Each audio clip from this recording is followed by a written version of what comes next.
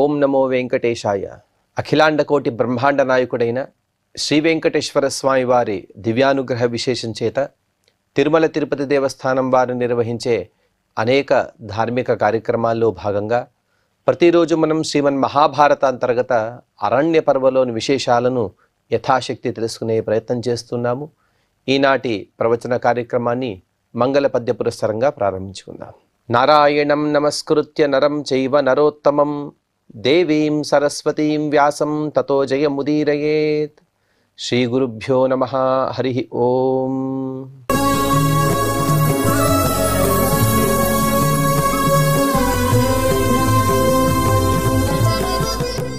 మార్కండేయ మహర్షి గారు ధర్మరాజ ప్రభుతులకు కామ్యకవనంలో సుబ్రహ్మణ్య స్వామి యొక్క విశేషాలను తెలుపుతున్నారు.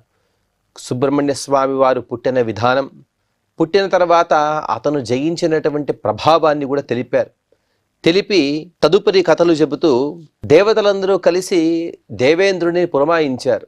ఓ దేవేంద్ర, నీవే వెళ్ళి ఆ కుమారస్వామి పైన యుద్ధం చేయమని చెబితే దేవేంద్రుడు అంటున్నాడు, సతానువాచ వ్యతితః బాలోయం సుమహాబలః. చూడడానికి చిన్న బాలకుడి రూపంలో ఉన్నాడు, కానీ చతుర్ముఖ బ్రహ్మగారిని కూడా ఓడించేటువంటి గొప్ప సామర్థ్యం కలిగిన వాడు ఆ సుబ్రహ్మణ్య స్వామి అని ఆ సుబ్రహ్మణ్య స్వామి యొక్క బల పరాక్రమాలను తను వివరించాడు. అందుకు దేవతలందరూ కూడా హేళన చేస్తున్నాడు దేవేంద్రుడిని. తే బ్రువన్ నాస్తి తే వీర్యం యత ఏవం ప్రభాషసే సర్వాస్త్వద్యాభిగచ్చంతు స్కందం లోకస్య మాతరః కామవీర్యాఘ్నంతు వైనం తథేత్యుక్త్వా చ తాయయుః.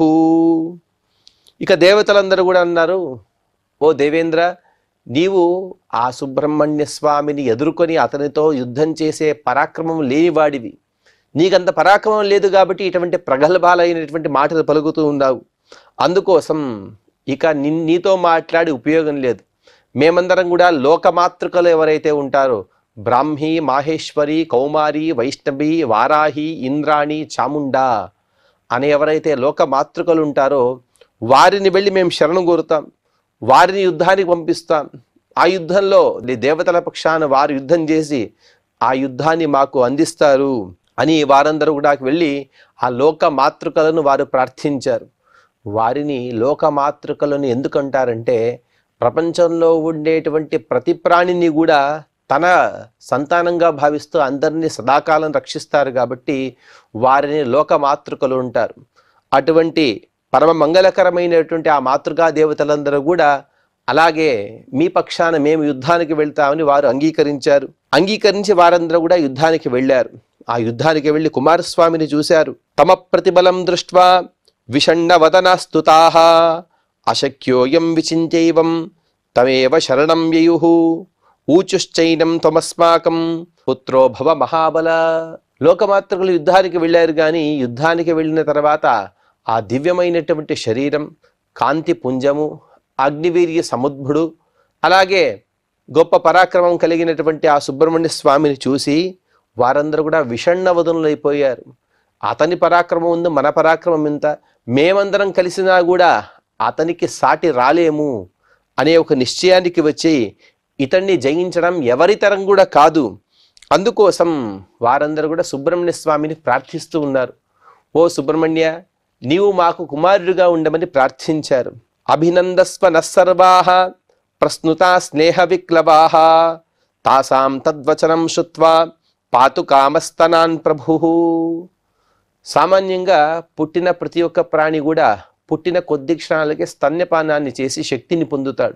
సుబ్రహ్మణ్య స్వామి ఇంతవరకు పుట్టాడు, కానీ పుట్టినా కూడా ఎంతో తన బలాన్ని చూపిస్తూ ఎన్నో యుద్ధాలను చేశాడు.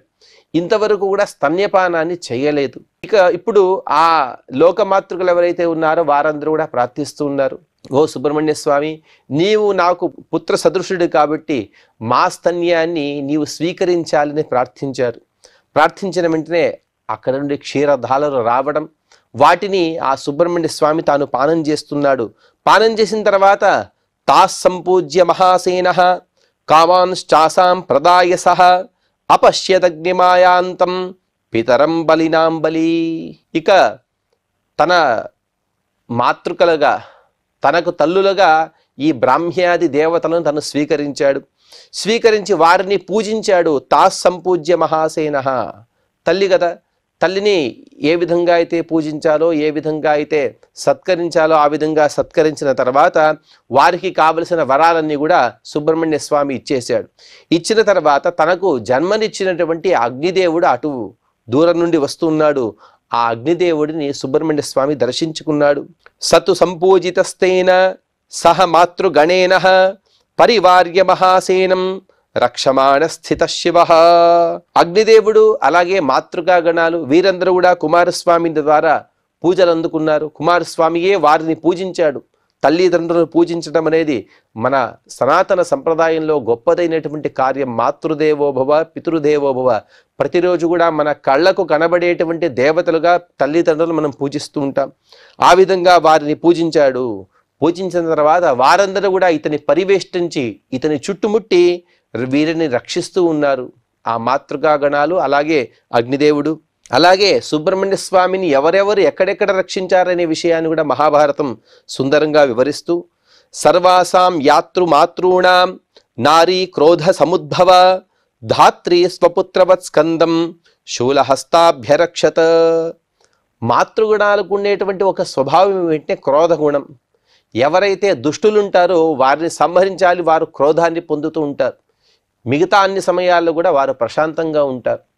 అటువంటి మాతృక దేవతల యొక్క క్రోధం అనే గుణం ఏదైతే ఉందో దాని ద్వారా ఒక దేవత బయటికి వచ్చినది. ఆవిడనే ధాత్రి అని పిలిచారు. అనగా ఈ కాలంలో ఆయా అని లేకపోతే దాది అని మనం అంటూ ఉంటాం. అనగా చిన్నపిల్లలను రక్షించే ఒక పనిని అప్పుచెప్పుతూ ఉంటాం వారికి. ఆ విధంగా వచ్చినటువంటి ఒక దేవత తను శూలహస్తయ్యి ఎప్పుడు కూడా సుబ్రహ్మణ్య స్వామి వెంట ఉంటూ ఆ సుబ్రహ్మణ్య స్వామిని రక్షిస్తూ ఉన్నది. సుబ్రహ్మణ్య స్వామికి మరొకరి రక్షణ అనేది అవసరం లేదు. కానీ తల్లిగా ఉంటూ తల్లి ఏ విధంగా అయితే తన సుతుడిని ఎప్పుడు కూడా పాలిస్తూ ఉంటుందో ఆ విధంగా తన దగ్గర ఉండడం అనేది తల్లి కర్తవ్యం. కాబట్టి ఆ తల్లిగా ఆ దేవత సుబ్రహ్మణ్య స్వామిని అనుసరిస్తూ సర్వదా సర్వకాలాలలో కూడా అతని వెంటే ఉంటూ ఉన్నది. లోహిత శోధదే కన్యా క్రూరా లోహిత భోజన పరిష్వజ్య మహాసేనం పుత్రవత్ పర్యరక్షత. ఇంకొక దేవత కూడా ఉన్నదట. ఆవిడెవరు అంటే లోహితస్య ఉదదేహే కన్యా. ఎర్ర సముద్రం, రక్త సముద్రం. ఆ రక్త సముద్రం ఇది క్రూరమైనటువంటి స్వభావం కలిగిన ఒక దేవత యొక్క అధీనం. అతను కూడా అతని ఆవాసం. ఆ లోహిత సముద్ర దేవతకు ఒక కుమార్తె ఉందట. ఆవిడకు లోహిత భోజన అని చెబుతూ ఉన్నారు. ఆవిడ రక్తాన్నే భోజనంగా స్వీకరిస్తూ ఉంటుంది. అటువంటి స్త్రీమూర్తి కూడా ఈ స్కందుడిని పాలిస్తూ ఉంది, అతన్ని రక్షిస్తూ ఉంది. ఎలాగా అంటే ఎప్పుడు కూడా తన గుండెలపై పెట్టుకుని అతన్ని ఎప్పుడు కూడా సదాకాలం జాగ్రత్తగా కాపాడుతూ ఉన్నది. అగ్నిర్భూత్వా నైకమేయ ఛాగవక్త్రో బహుస్రజ రమయామాస శైలస్థం బాలక్రీడనకైరివ. కుమారస్వామికి ఆటలాడడానికి కొన్ని ఆట సామగ్రి కావాలి కదా, క్రీడా సామగ్రి, చిన్న చిన్న బొమ్మలు కావాలి కదా. అవన్నీ కూడా తండ్రి అయినటువంటి అగ్నిదేవుడే అటువంటి రూపాలను పొందాడు. ఛాగవక్త్ర, ఒక మేక యొక్క మొహాన్ని పొందినవాడి.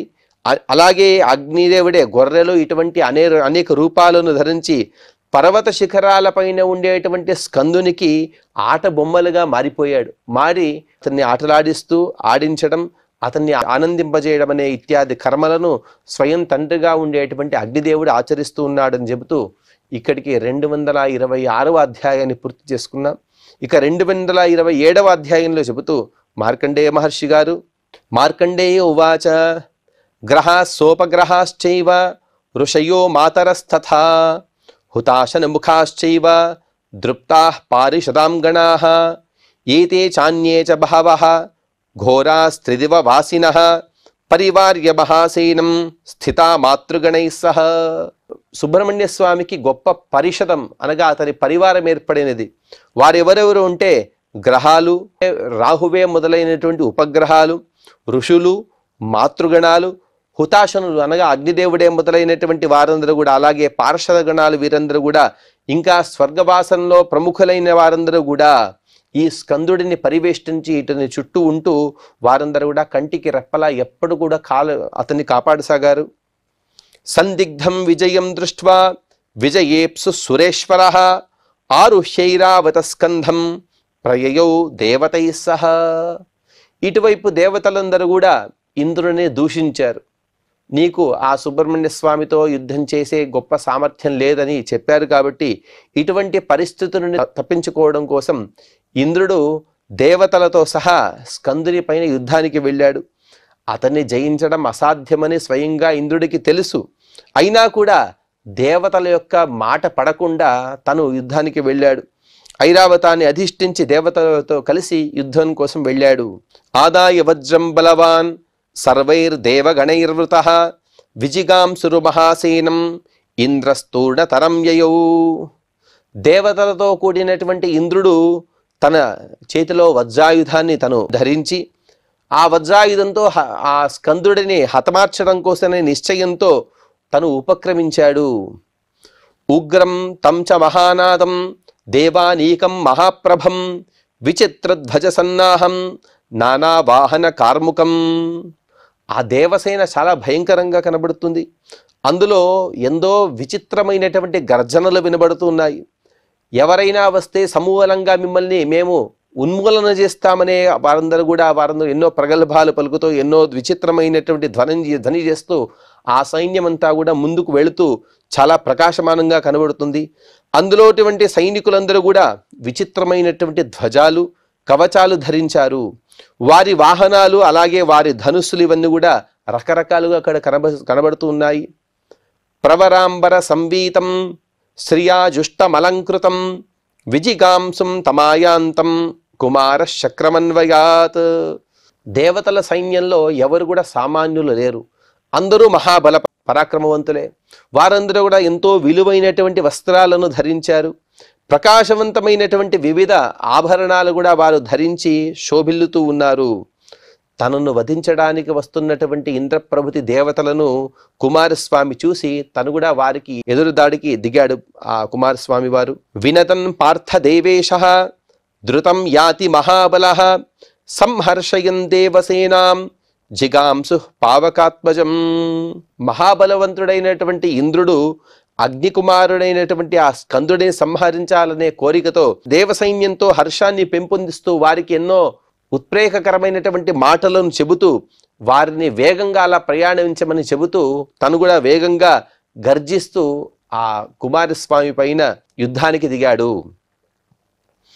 సంపూజ్యమాన స్త్రిదశైః తథైవ పరమర్షిభిః సమీపమథ సంప్రాప్తః కార్తికేయస్య వాసవః.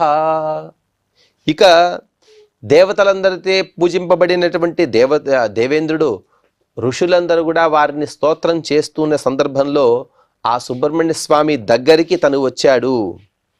సింహనాదం తతశ్చక్రే దేవేశ సహిత సురైః గుహోపి శబ్దం తం శ్రుత్వా వ్యనదత్ సాగరో యథా. దేవతలు దేవేంద్రుడు వీరందరూ కలిసి గట్టిగా సింహనాదాన్ని చేశారు.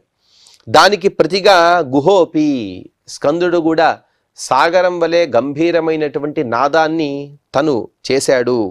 తస్య శబ్దేన మహతా సముద్భూతో దధిప్రభం బభ్రామ తత్రైవ దేవ సైన్యమచేతనం.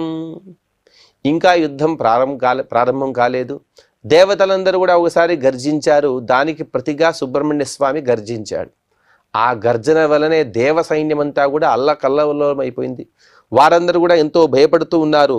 ఆ గర్జన విని దేవతల సైన్యం మొత్తం కూడా ఎక్కడ ఉన్నారో అక్కడే వారందరూ కూడా అటువైపే తిరుగుతున్నారు, కానీ ముందుకు సాగటం లేదు.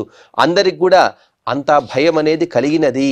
జిగాంసు నను సంప్రాప్తాన్ దేవాన్ దృష్ట్వా స పావకిః విససర్జ ముఖాన్ క్రుద్ధః ప్రవృద్ధాః పావకార్చిషః.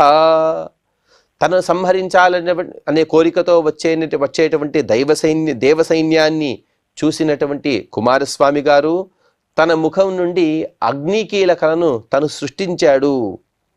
తదహ దైవసైన్యాని వేపమానాని భూతలే తే ప్రదీప్త శిరోదేహాః ప్రదీప్తాయుధ వాహనాః. ఆ అగ్నికీలకల్లో పడినటువంటి దేవతలందరూ కూడా కాలిపోతూ ఉన్నారు. కొందరి తలలకు అలా మంటలన్నీ కూడా అంటుకున్నాయి. కొందరి శరీరాలు కాలిపోతున్నాయి, కొందరి రథాలు కాలిపోతున్నాయి, కొందరి ఆయుధాలు కాలిపోతున్నాయి, కొందరి గుర్రాలు కాలిపోతున్నాయి. ఈ విధంగా దేవసైన్యం మొత్తం కూడా అగ్ని బారిన పడి మొత్తం కూడా నశించసాగినది. అప్పుడు ప్రచ్యుత సహసా భాంతి వ్యస్తాస్తారగణా ఇవ దహ్యమానా ప్రపన్నాస్తే శరణం పావకాత్మజం. ఎటువంటి ఆధారం లేకుండా ఆకాశంలో ఉన్నటువంటి నక్షత్రాలన్నీ కూడా కింద పడిపోతే ఎలాగైతే ఉంటుందో ఆ విధంగా దేవసైన్యమంతా కూడా నశించసాగినది. ఇక ఎటువంటి దిక్కు లేక దేవసైన్యం మొత్తం కూడా ఆ కుమారస్వామిని శరణు కోరారు. దేవా వజ్రధరం త్యక్త్వా తతః శాంతిముపాగతాః త్యక్తో దేవైస్తతః స్కంధే వజ్రం శక్రోన్యపాతయత్. చాలా విచిత్రమైనటువంటి పరిస్థితి ఇక్కడ మనం చూస్తూ ఉన్నాం.